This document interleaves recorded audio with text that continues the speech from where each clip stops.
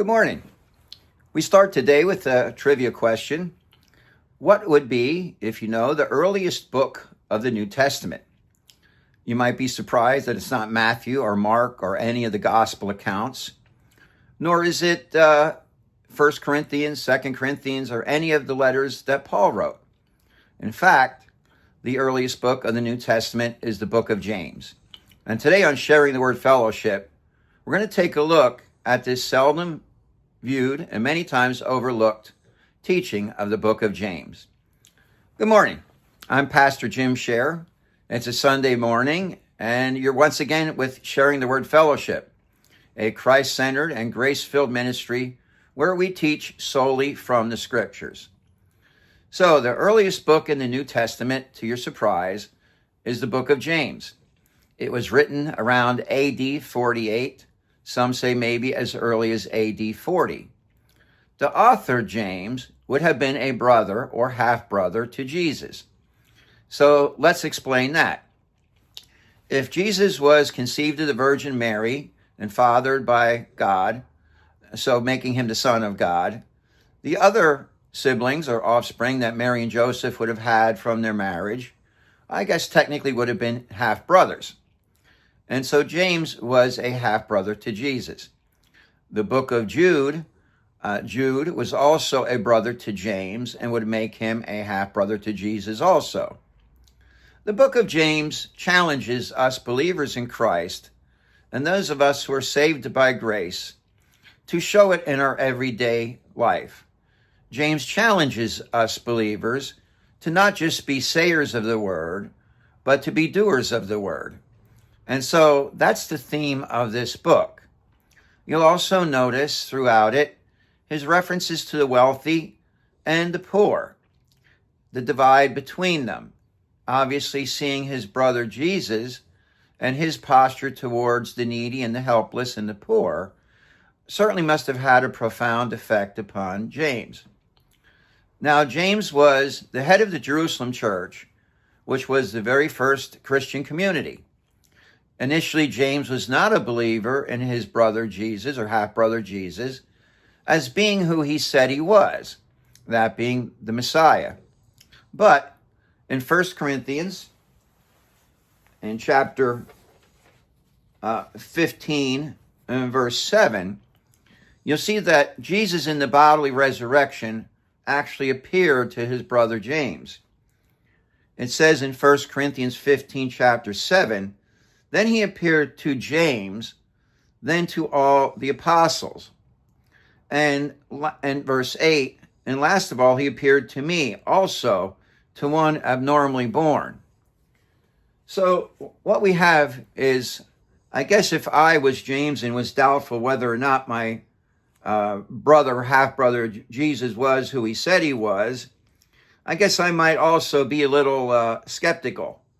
But I guess also that if he came and appeared to me in the bodily resurrection, I guess I'd become a believer also that my brother actually was who he said he was. So as we turn to the book of James, we'll start first off that in our first verses, in chapter 1, verses 1 through 27, you see that James outlines what are general characteristics of Christian life. In verse 9, he says that believers in humble circumstances ought to take pride in their high position. But the rich should take pride in their humiliation, since they will pass away like a wild flower. James is letting the wealthy know that while you may have riches here on earth, the old story is you're not going to be able to take them with you. And so if you're gifted and you're one of the fortunate, you should have humility to go along with it. In verse 19 of chapter 1, he says, my dear brothers and sisters, take note of this. Everyone should be quick to listen, slow to speak, and slow to become angry, because human anger does not produce the righteousness that God desires. Again, he's letting us know what is a characteristic of us as Christians. To be gentle, slow in our anger, because that's not what God desires of us. In verse 22, now comes the real challenge. Do not merely listen to the word and so deceive yourselves. Do what it says. So James gives us the challenge, not just to be doers, believers of the word, but also to go out and show it in our day-to-day walk. In chapter 2, in verses 1 through 13, he exhorts our Christians to act justly. And he also challenges us with faith and it's what should accompany it, which is actions. So in chapter 2, as we go on, he says in verse 17, we'll start with chapter 2, verse 17.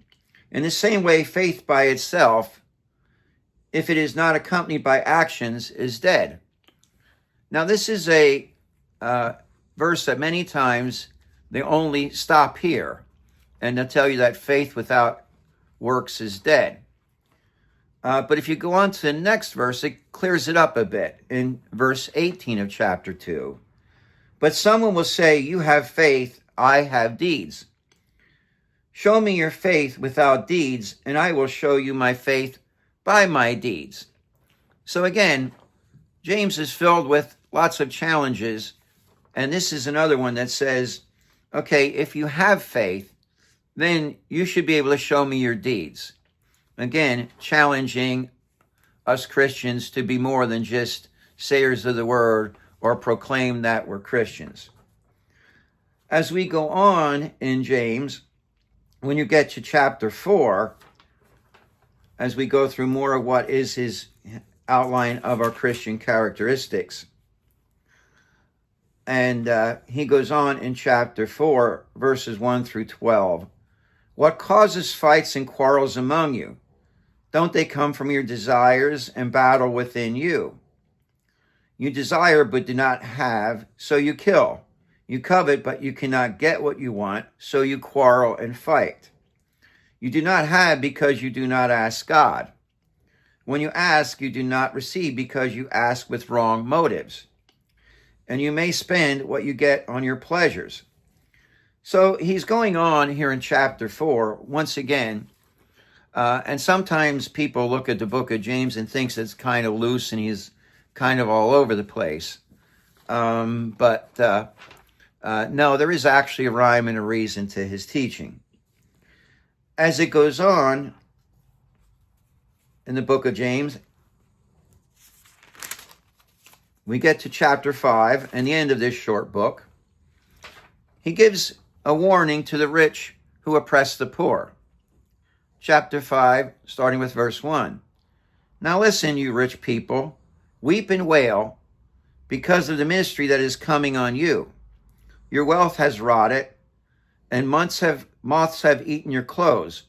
Your gold and silver are corroded. Their corrosion will testify against you and eat your flesh like fire. You have hoarded wealth in the last days. So he, again, looks at the relationship between the wealthy or the fortunate or the haves of the world and the have-nots. As we summarize this,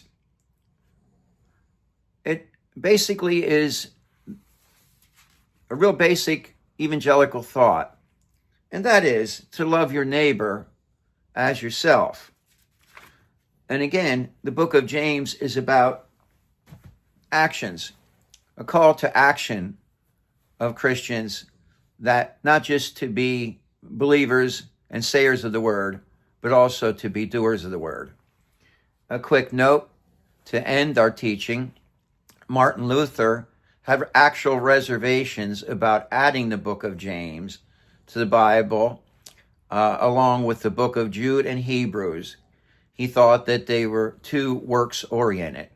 Of course, Martin Luther, being the father of grace-filled ministry, and that you're saved by grace, thought maybe they were a little too Jewish and a little too works-oriented.